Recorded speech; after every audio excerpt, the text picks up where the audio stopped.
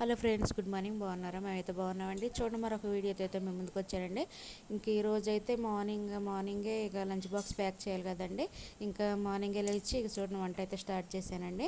ఇంక ఈరోజు అయితే కూరగాయలు ఇంట్లో ఏమీ లేవండి. ఇంకా పప్పు ఒక్కటి అవైలబుల్గా ఉందని చెప్పేసి ఇక టమాటా పప్పు అయితే చేద్దామని చెప్పేసి ఇక స్టార్ట్ అయితే చేస్తున్నానండి. నేనైతే పప్పు అసలుకి ఎక్కువగా పప్పు కానీ నాన్ వెజ్ కానీ ఎక్కువ వాడనండి. నేను ఎక్కువగా ప్రతిరోజు ఎక్కువ కూరగాయలు వెజిటేబుల్సే వాడతామండి.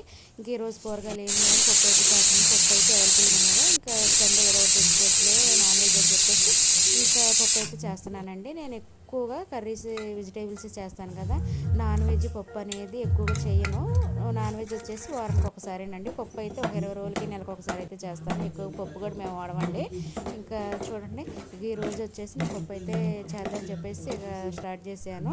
ఇంకా టిఫిన్ కూడా చేయాలండి. టిఫిన్ కూడా చేయాలి. ఇక చట్నీ రైస్ ఇవన్నీ పెట్టేయాలి కాబట్టి హడావుడిగా ఉంటుంది కదా. మార్నింగే ఇక స్టార్ట్ చేశానండి. చూడండి, పప్పు శుభ్రం కడుక్కొని ఇక దాంట్లో టమాటాలు, ఆనియన్స్, పచ్చిమిర్చి, కరివేపాకు, ఉప్పు, కారం, పసుపు ఇవన్నీ కలుపుకున్నాను. తగినంత చింతపండు వేసుకొని అన్నీ కలిపేసి కుక్కర్లో పెట్టేసుకున్నానండి. ఒక 5-6 విజిల్స్ వచ్చిన దాకా అయితే ఉడకపెట్టుకున్నాను. పప్పు అయితే ఉడికింది. ఇక తాలింపు అయితే చేస్తున్నాను. పప్పు ప్రాసెస్ అయితే స్టార్ట్ చేస్తున్నాను. బండి పెట్టాను, ఆయిల్ వేసాను. ఆయిల్ వేడైన తర్వాత దాంట్లో తాలింపులు ఇంకా కరివేపాకు, ఎండుమిర్చి, ఆనియన్స్ ఇవన్నీ వేసుకొని వేయించుకుంటున్నానండి.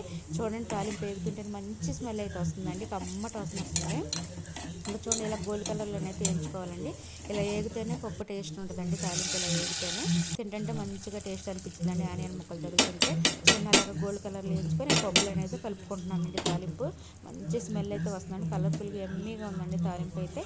ఇక పప్పు తాలింపు వేసాను కదా, ఇక తాలింపు కలుపుకొని ఇంకా దీంట్లో కొంచెం నీళ్ళు పోసండి. ఇక తాలింపు వేసిన గిన్నెలో కొంచెం వాటర్ వేసి కలుపుకొని అది కూడా కర్రీలోనైతే కలుపుకుంటాను.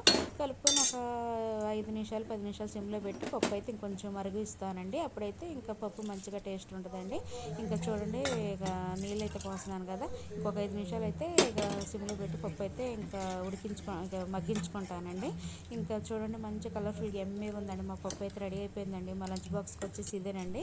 ఇంకా చూడండి, మంచి కలర్ఫుల్గా ఎమ్మీగా ఉందండి. మంచి స్మెల్ అయితే వస్తుందండి. ఈరోజు మాకు లంచ్కి వచ్చేసి టమాటా పప్పు అండి. ఇంకా నేనైతే లంచ్ బాక్స్లు ప్యాక్ చేయాలండి. టిఫిన్ కూడా చేయాలి. కర్రీ అయితే ప్రిపేర్ అయిపోయిందండి. చూడండి, మంచి స్మెల్ అయితే వస్తుందండి. ఇప్పుడే తినేయాలండి, అంత మంచి స్మెల్ అయితే వస్తుందండి. మా లంచ్కి వచ్చేసి టమాటా పప్పు చేశానండి. మీ కర్రీస్ ఏంటో మాకు కామెంట్ చేయండి. చూడండి, ఇంకా అంతా దగ్గర పడిపోయిందండి పప్పు. ఓకే అండి, కర్రీ అయితే రెడీ అయిందండి. మరొక వీడియోలోకి వెళ్తాం ఫ్రెండ్స్. Bye friends, bye.